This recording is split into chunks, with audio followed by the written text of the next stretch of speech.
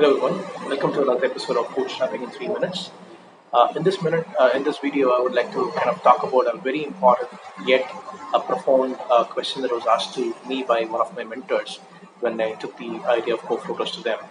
The question, in fact, it's applicable to almost everybody who's in the early stages of building a product or service as part of a startup. So the question was, are you building a painkiller or are you building a vitamin? I don't know if you've heard of this question before, but if you've not, and even if you have, I think it's very important for you to spend a minute thinking about this question. So coming back again, so what is the question really about, right? So are you building a painkiller or are you building a vitamin, right? So the point is, as a bootstrap entrepreneur, you don't have a lot of money to spend on marketing, right? And you don't have a lot of money to create awareness to people saying, hey, my product can do this, it can solve this problem for you, or it can make this better for you, and all that, right? You don't have all of that, right? You have very little to spend per se, right?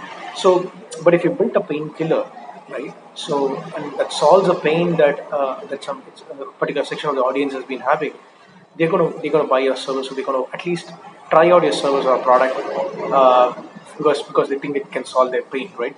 So and it's also very interesting to see that what can be a painkiller for one can actually be a vitamin for somebody else, right? So this painkiller, it actually solve it. You have to look at it from two angles.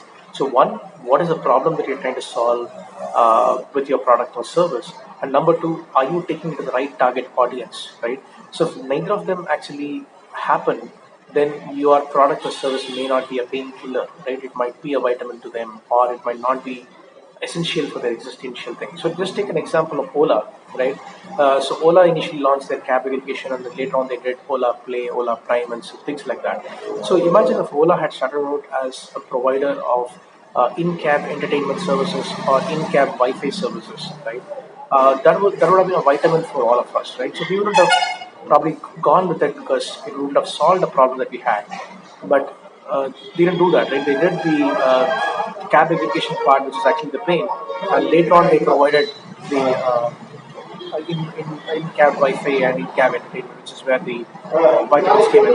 So once you have a, a, a painkiller, the same audience you can take vitamins as well, right? So that you can always do. But as an early stage startup, focus on building a painkiller.